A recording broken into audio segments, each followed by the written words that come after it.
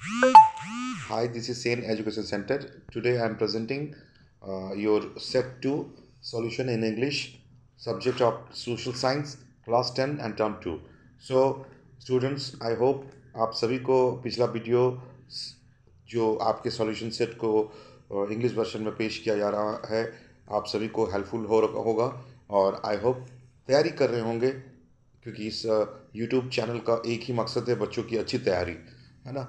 तो आप लोग आशा करते हैं कि आप सभी तैयारी कीजिए और अच्छी तरह से तैयारी कीजिए ताकि आपका जो स्कोर हो ज़बरदस्त हो। चलिए स्टार्ट करते हैं। टर्म 2 का सेट 2 सब्जेक्ट रहेगा सोशल साइंस एंड क्लास 10 के लिए। पहला जो क्वेश्चन है, what crisis did the world face after the first world war. First world war के बाद जो क्राइसिस आया था वो किस तरह का क्राइसिस आया था ये हमें बतानी है। तो सबसे बड़ा इशू था ग्रेट इकोनॉमिक डिप्रेशन जो 1929 के आसपास शुरू हुई थी, जो पूरे विश्व में उसका असर पड़ा था, पूरे वर्ल्ड में इसका असर पड़ा था, उस पर यहाँ पे बतानी है। ओके, हु वेर जॉब्स या jobber sorry who were the jobbers. Okay, what was his work. Jobber क्यों कौन थे। A jobber was specialised employ for the recruitment of new laborers in industry. A jobber was an old and trusted employee. जॉबर जो थे वो बहुत ही पुराने और विश्वासी एम्प्लॉय हुआ करते थे।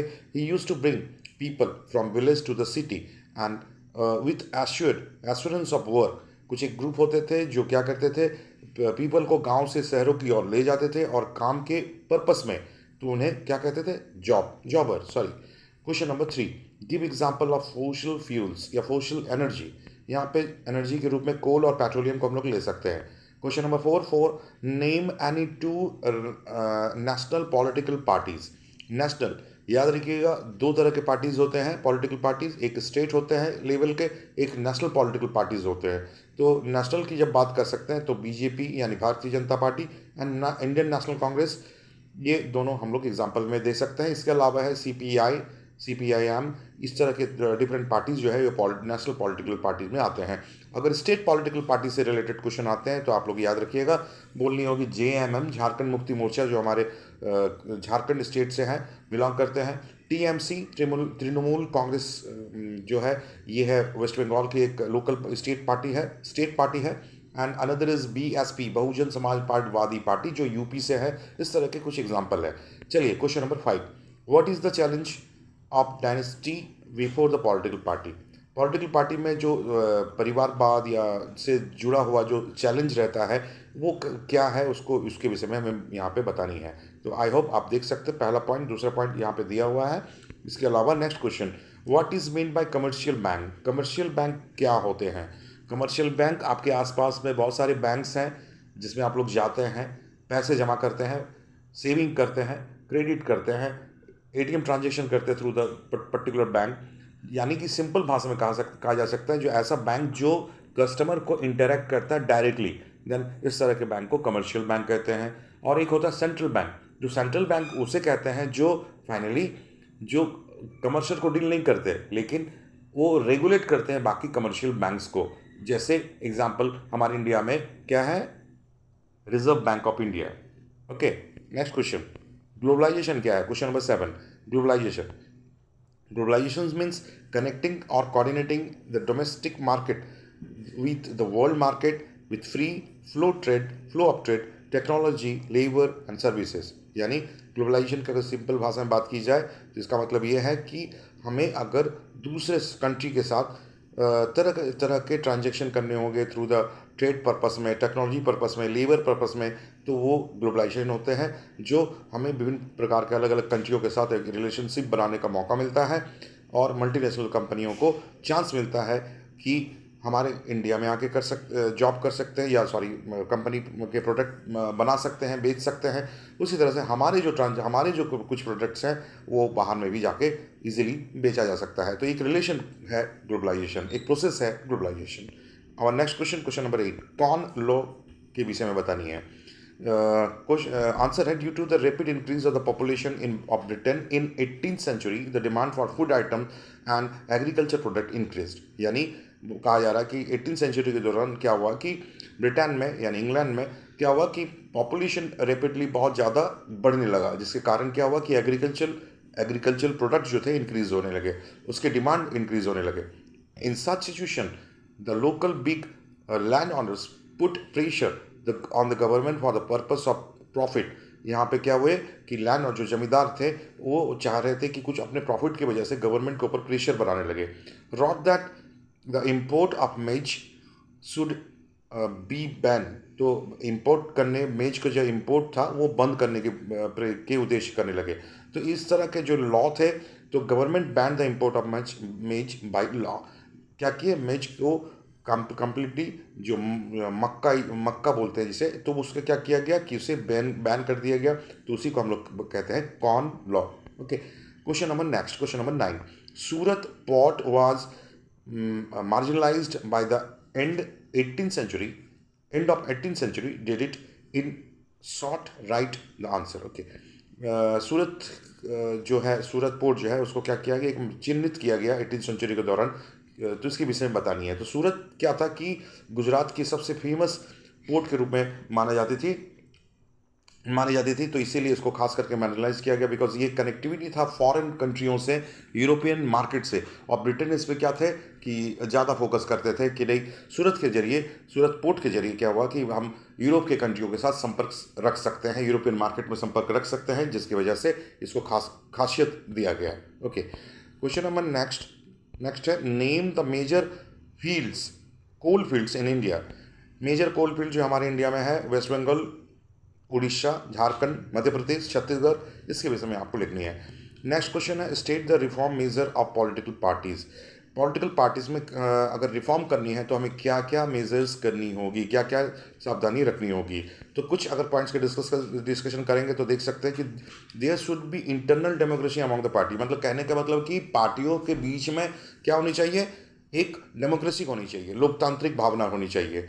नेक्स्ट पॉइंट है, करप्शन और क्रिमिनल एलिमेंट्स को अवॉइड करना चाहिए, मनी पावर को यूज़ नहीं करना चाहिए, मसल्स पावर को यूज़ नहीं करना चाहिए.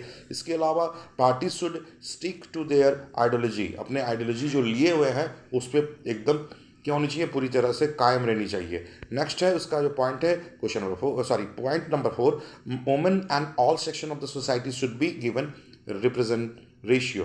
ओके, तो यहाँ पे दिखना है कि जो रिप्रेजेंटेशन होगा वुमेन का परसेंटेज जो रेशियो दिया जाता है उसको हम लोग को वहाँ पे क्या दिखाना है कि सबको वैल्यूबल देना होगा, उसको मान्यता देनी होगी. ये सब कुछ मेजर्स हम लोग को करनी होगी पॉलिटिकल पार्टीज में. नेक्स्ट क्वेश्चन है, question number 12, democracy is a what type of legal system of government. Democracy किस प्रकार का एक गवर्नमेंट लीगल सिस्टम होता है, तो यहाँ पे बतानी है. Okay, our next question number 13, analyzes the role of credit in development.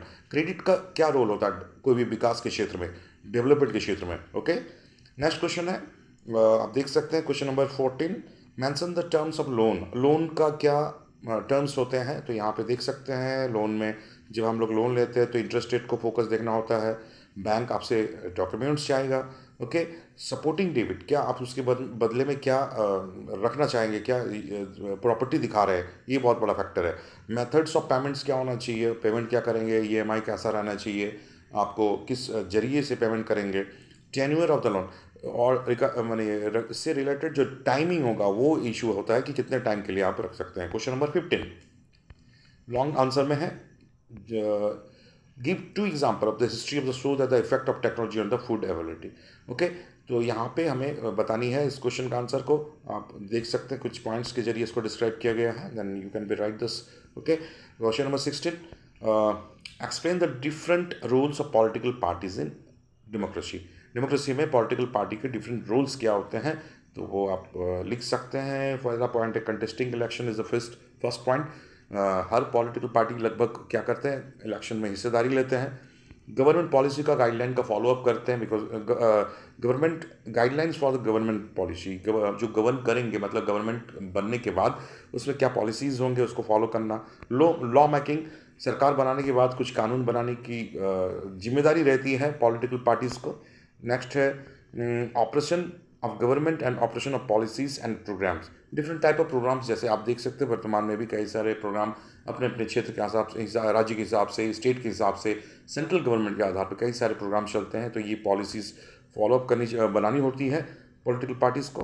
Criticism of the government, political parties that fail in the election play of the role of opposition the parliament the opposition criticize the government through the यहाँ पे एक सबसे बड़ी बात है कि जो opposition party के तौर पे भी काम करनी पड़ती है, यानी कि उसका काम ये रहता है कि वर्तमान में सरकार अपोजिशन में जो जीता हुआ पार्टी नहीं, जो सेकंड टर्म के पार्टी होते हैं वो पार्टी क्या करते हैं, जो जीते हुए पार्टी जो गवर्नमेंट में शामिल है उनके कमियों को पब्लिक के सामने या सब पार्लियामेंट में रखनी होती है ताकि अपोजिशन का काम अच्छी तरह से संभाल पाए। ओके, क्वेश्चन नंबर 17 सॉरी 17 है, question number 17, how do MNCs यानी multinational companies establish control over the product of production in other country. Multinational company कैसे प्रोडक्ट अलग अलग कंट्रियों में प्रोडक्ट्स के प्रोडक्शन पर कैसे कंट्रोल रखते हैं उस पर बतानी है। ओके, आपके सारे पास इतने सारे पॉइंट्स हैं, आपको फॉलोअप कीजिएगा, याद रखिएगा। सोशल साइंस में ये खास पॉइंट्स को आप फॉलो कीजिएगा। पॉइंट्स बेसिस पे अगर याद करके आप लिखेंगे तो आपको मार्क्स जो पॉइंट वाइज मिलेंगे तो आई होप आपको अच्छी तरह से क्लियर हो सकेगा। जैसे सपोज आपके 5 मार्क्स के क्वेश्चन है तो उसमें कम से कम 5 पॉइंट्स जरूर डालिएगा। अगर वो भी नहीं हो रहा तो कम से कम 4 पॉइंट तो अवश्य दीजिएगा ताकि आपका जो स्कोर हो सके सही से पॉइंट के हिसाब से आपको मार्क्स मिल सके। ओके, नाउ इसका 18 क्वेश्चन जो था देख सकते हैं, कहाँ गया 18 क्वेश्चन, प्लीज कम, यस आ गया। Describe the early subsistence agriculture. Subsistence agriculture के विषय में थोड़ी बतानी है। ओके, तो यहाँ पे कुछ पॉइंट्स हैं, आप देख सकते हैं। Question number point 3, 2, 3, 4 and 5। Okay, question number 19 में मैप बताना है। मैप में आपको अजमेर आयरन ओर फील्ड की विषय में बतानी है, विशाखापट्टनम का बताना है, हजारीबाग को दिखाना है एंड मैंगलोर को दिखाना है। ओके, तो ये आप अपने मैप पॉइंटिंग का प्रैक्टिस भी कर लीजिएगा बिकॉज ये 5 मार्क्स के से है तो जाहिर है आपके लिए बहुत इम्पोर्टेंट है। तो बच्चों आप लोग तैयारी कीजिए, आपको सपोर्ट करता रहूँगा जितना पॉसिबल हो सके, और आई होप आप सभी को ये वीडियो बहुत ही हेल्पफुल रही होगी। आप तैयारी कीजिए, फिर से बता रहा हूँ तैयारी कीजिए, लेकिन एक बात ज़रूर कीजिए, इसको लाइक और शेयर जरूर कीजिए। Okay, thank you.